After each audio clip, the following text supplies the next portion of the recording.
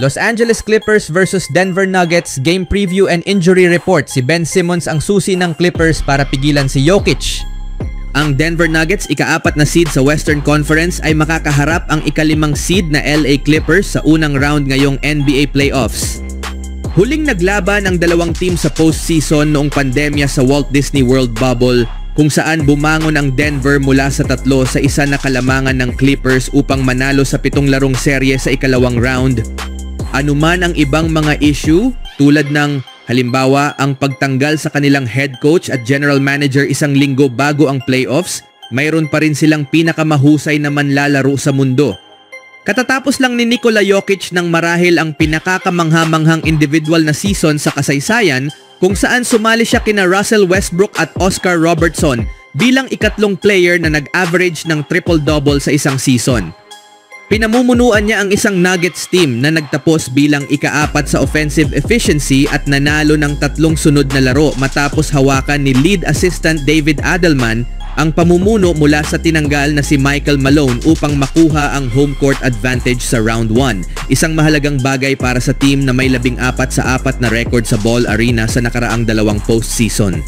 Tulad ng nakasanayan, nakasalalay ang kapalaran ng Nuggets sa kanilang starting lineup, lalo na sa laro ni Jamal Murray. Kapag magkasama sa court sina Jokic, Murray, Gordon, Michael Porter at Christian Brown ngayong season, na outscore nila ang kalaban. Isa sa mga pinakamahusay na kombinasyon sa liga.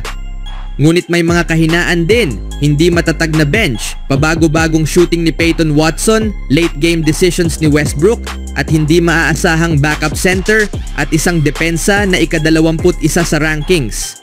Kaya't may dahilan para makaramdam ng kahinaan ang Denver. Pero gaya ng sabi ni Jokic matapos ang unang panalo nila post Malone, sinasabi ng mga tao na mahina kami pero ang halimaw ay pinakamapanganib kapag siya'y mahina. Baka nga ginigising ng pangyayaring ito ang halimaw.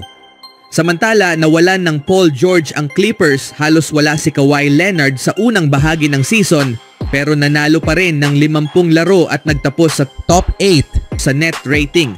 Matibay ang team na ito. Ipinagmamalaki ng Clippers ang isa sa pinakamabangis na depensa sa NBA.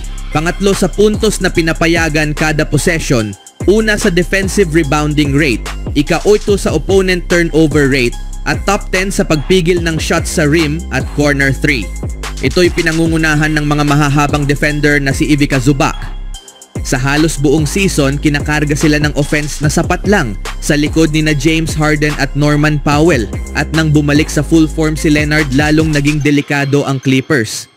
Mula nang makabalik noong Pebrero, naging consistent si Kawhi Leonard sa kanyang laro at napakataas ng shooting percentages. Sa panahong iyon, isa sa pinakamainit ang opensa ng Clippers at malakas ang record nila kapag kasama siya. Kapag magkakasama sina Leonard, Harden at Powell, dominante ang trio na ito laban sa mga kalaban. Papasok sila sa playoffs na may 18 na panalo sa huling 21 laro. Buhay pa rin ang defensive foundation, Harden-Zubac pick and roll at off-ball shooting ni Powell, at ngayon may halos peak Kawhi pa sila. Mukhang handa sa malalim na playoff run ang Clippers, maliban sa katotohanang si Jokic ang makakalaban nila sa round 1. Hati ang dalawang team sa 4 na laban ngayong season, tig-2 ang panalo. Huling naglaro sila noong Enero. Pero hindi ganon ka-reliable ang mga datos na yon. Sina Terrence Mann, Kevin Porter Jr., Mo Bamba at Bones Highland ay naglaro para sa Clippers noon. Wala na sila ngayon. At si Jokic ay hindi naglaro sa isang panalong laro ng Nuggets. Sa 3 larong nilaro niya, nag-average siya ng 28.3 points and 10 rebounds per game, shooting 54% from the field and 52% from deep. One noteworthy element though, he dished just 17 assists versus 15 turnovers against the Clippers. Iba't ibang defensive schemes ang sinubukan ni Coach Tyronn Lue kay Jokic, one-on-one kay Zubac, help defense mula sa wings, double teams, traps. Minsan ay naging epektibo pero hindi sapat. Na-outscore pa rin ng Denver ang Clippers ng 5 puntos kada 100 possessions sa mga minutong nasa court si Jokic. Iyon ay kalahati lang ng karaniwang net rating nila. Doon maaring makakuha ng tsansa ang Clippers, panatilihing dikit ang laban habang nasa court si Jokic at gamitin ang depth nila habang nagpapahinga siya. Isa pang hindi natin alam, hindi naglaro si Kawhi sa alinman sa 4 na laban. Hindi nila mapipigilan si Jokic, pero maaari nilang bawasan ang epekto niya sa pamamagitan ng pagpigil sa ibang scorers, lalo na kay Murray. Ang Nuggets ay mas maganda ang takbo ng laro kapag mahusay ang opensa ni Murray. Nagmula din siya sa sunod-sunod na larong hindi nakalaro dahil sa hamstring injury at hirap pa ring makabalik sa dating forma sa kanyang pagbabalik. Maaring makatulong ang 6 na araw na pahinga bago ang Game 1, pero siguradong susubukan siya ni Lou. Asahan si Murray na bantayan ni Chris Dunn, isang elite point of attack defender na nagpahirap sa kanya ngayong season.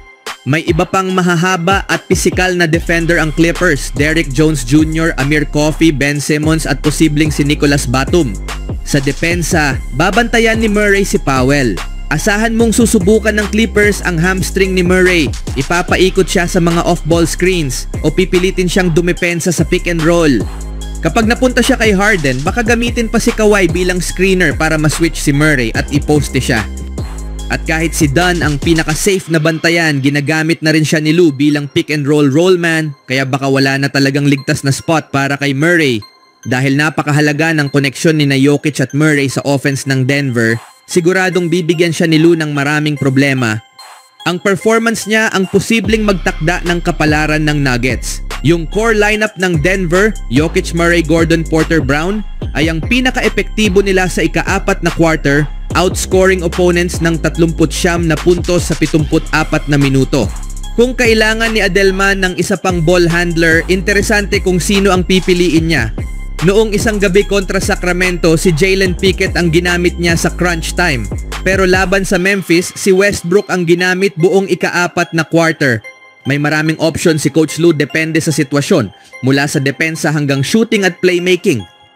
Ano man ang ihagis ng Denver, may tugon ng Clippers, pero ang pinakamalaking hamon ay si Jokic na sa kasalukuyan tila walang katapat.